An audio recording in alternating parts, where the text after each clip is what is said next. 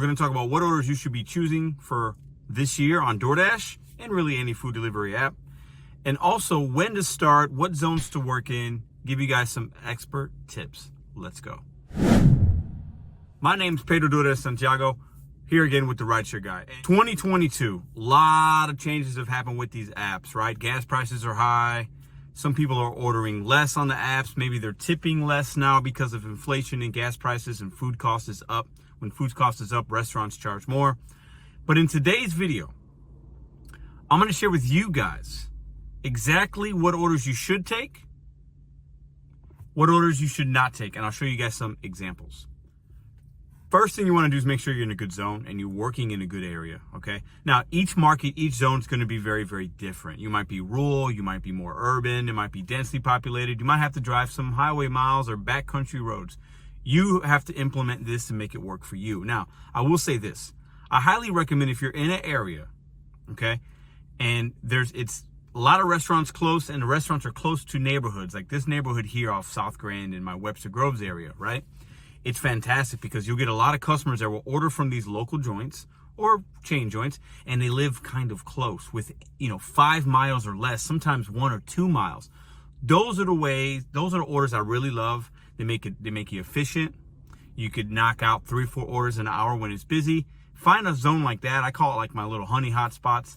Those are really good. Now, in other cases, right, in other areas where you might not have that luxury, right, being in an area where you can dash now without having to schedule is very, very, very good. But then also, if you're new with this and you're not really sure what area is good, you're just starting out, do a quick Google search. What restaurants are by you? Are they on DoorDash?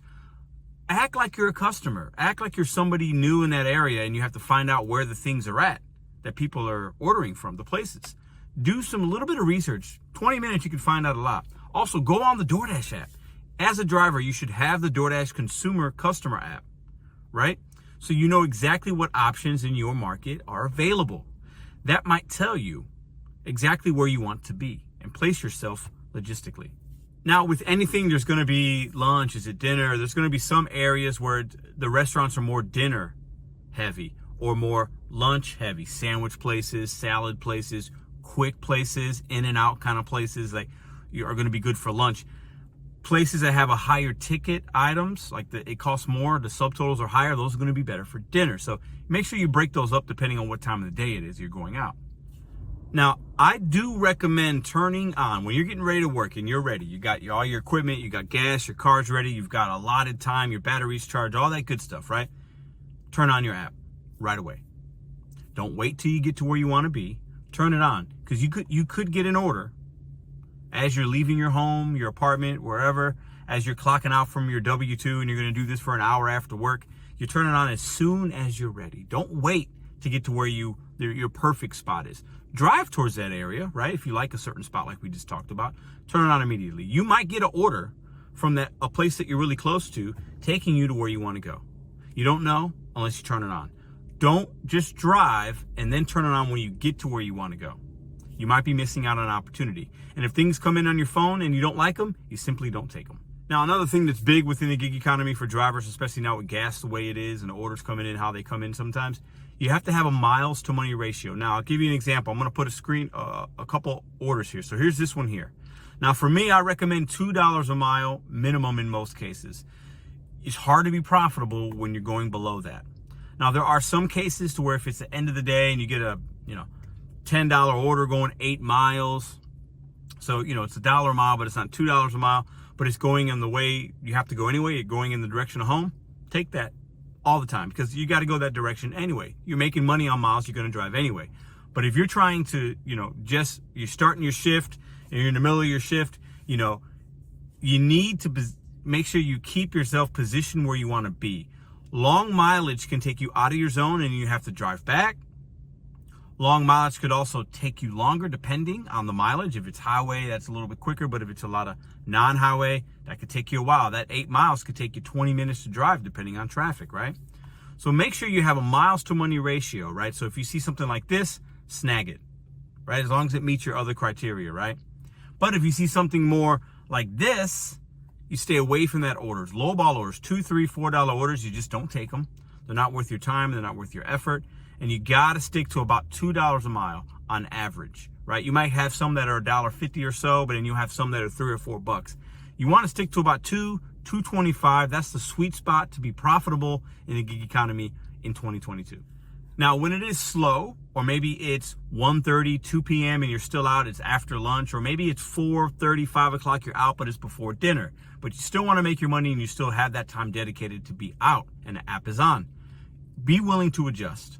So during those times, maybe $1.50 a mile, $1 a mile looks good for you because maybe it's paying, $5. It's going 3.5 miles and it makes sense for you because you can knock it out in 15 minutes, right? So good segue to talk about timing.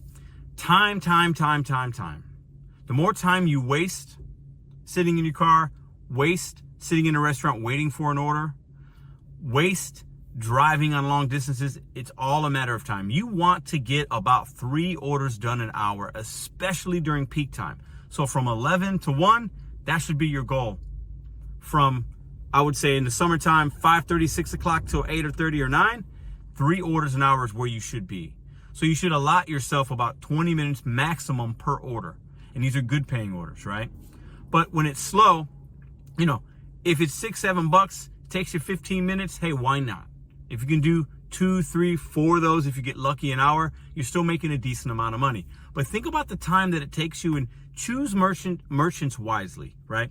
So if you're thinking about like a McDonald's, a Subway, some Chipotle, some could be, Chick-fil-A, it's all market dependent, but places that sometimes can be really, really, really quick. Taco Bell, maybe your Taco Bell's good. Maybe your Wendy's is good or bad. Each market will be different. Do your research, right? Take mental notes, jot down notes in your phone. This place was busy. Took a while. This place was a really quick pickup. I can trust them maybe, right?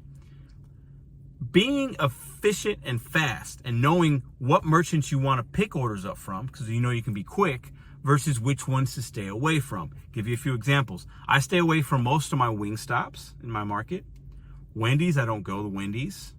I don't do a lot of Walmarts because the Walmart wait times can be really big. I don't go to Church's Chicken, Popeyes, long lines, sometimes Chipotle, depending on time of the day. I just stay away from unless it's a really big order, right? So know which restaurants, to stay away from that you just do not want to go to, because the time that you sit there might be costing you money. Being fast and efficient is the way to go, especially during lunch.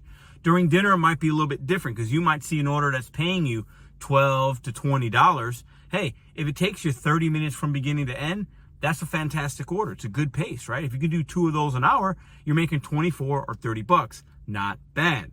But at dinner time, you want to be a little patient. Lunch, you got to be quick, burn and turn, 3 an hour. For dinner, 2 or 3 an hour is a good pace to be at, and looking for higher subtotals, higher payouts from good restaurants. So in this spot right here, I'm going to put a few orders in. I want you guys to let me know in the comments, is this a good order? Is it a bad order? And I'll kind of share with you guys. I'm going to share. You're going to see a few orders here, okay?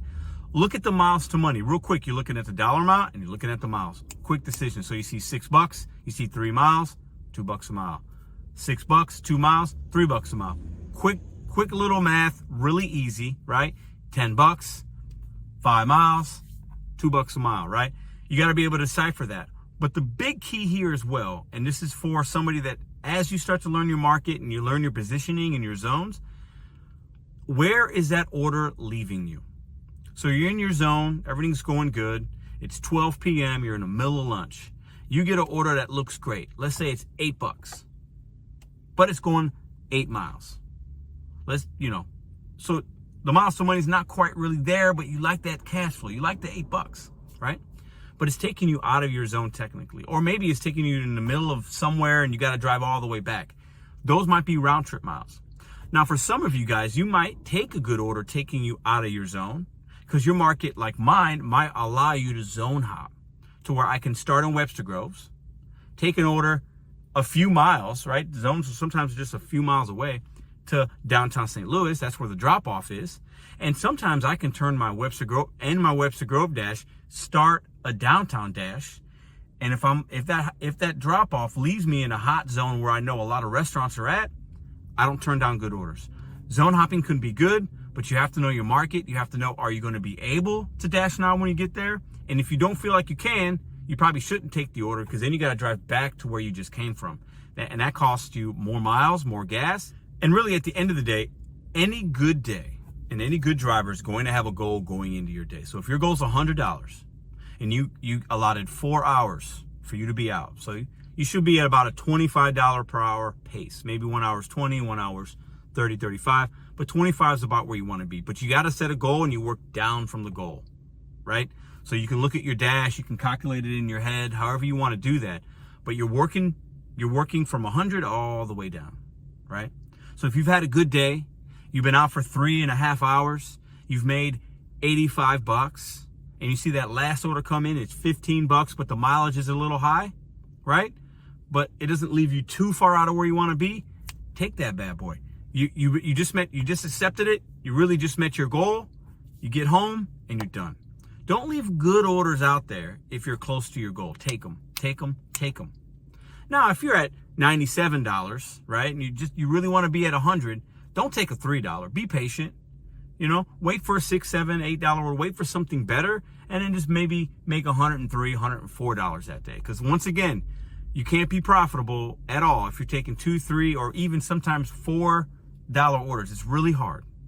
Those orders are usually going to be taking you a while, difficult drop-offs, maybe unsavory, unruly, difficult customers. Stay away from those. But make sure you're working your way. You got your goal and you're working your way down from that. And you're eating away at your goal every time. 2 orders an hour minimum. 3 orders is the sweet spot to make good money. Another thing to look for when you're dissecting orders, you got your miles to money. You see now, where is it leaving me? Is it going to leave me in a good spot? Do I have to zone hop? Is this too far out? What kind of building is it? Now, you could zoom in on that map. If you've got your car parked, you're looking at orders, zoom in on that building. Is it a big building? Is it a house? Houses are preferred. Those are easier drop-offs. They usually leave at doors, especially during lunch. But if it's lunchtime, you see a big building, and the mileage ain't great. It's not a big order. Not worth it. A lot of times, those particular drop-offs are going to take you time. You got to go up an elevator, flight of stairs. The person's working. They might not be ready to receive that order. They don't have proper delivery instructions. Unless it's a great order and you can't pass it up, those big buildings sometimes can take you a lot more time. So take that into consideration. House orders are generally preferred over big orders or big houses, unless it's like a catering order or something like that. Then it's probably worth your time. But if you see a $6 order going 2 miles and it's delivering to a big building, or a $6 order going 2 miles delivering to a home, that $6 delivery to a home, 9 times out of 10 is probably going to be a lot quicker of a drop-off for you, and it's going to save you time and allow you to get your next order minutes, 5, 10, maybe 15 minutes earlier than the order that is at the big building.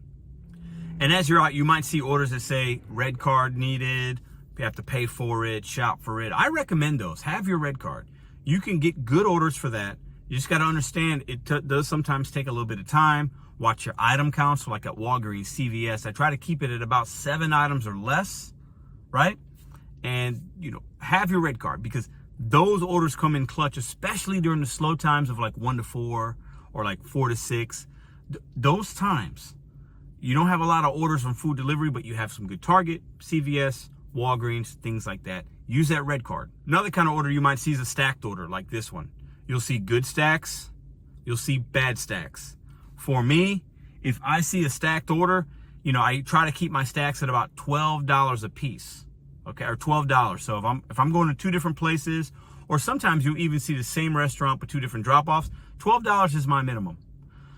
With the occasional, if it says 10 or 11, but it's only going a couple miles, probably going to take that, right? Because it's probably only going to take you 20, 25 minutes to make 10, 11 bucks. Not bad. But $12 is about where you want to be. You also have to realize that sometimes DoorDash will put a really good tipping customer with a no-tip customer. So you'll have a $12 order, and 10 of that's from one customer, and $2 is the other order that's paying out. You can't actually unassign the $2 order. I recommend doing that, because you don't want to spend a lot of time for $2, right? But at the end of the day, take it at face value. $12 is about where you want to be on stacks from DoorDash. So drop a comment down below. What do you guys think? How do you guys select your zones? What times do you do? What's your miles to money ratio? Did you know what miles to money ratio is? Drop a comment down below about what we talked about today and what you think about it, and how do you implement these things. Appreciate you guys watching this video. Consider hitting it a like, comment, subscribe, all that good stuff. Check out the links down below to sign up for a DoorDash driver. And then also check out this video here about what times are good to start. Each market will be different, but check out this video if you want a little bit more content. My name is Pedro. See you guys next week.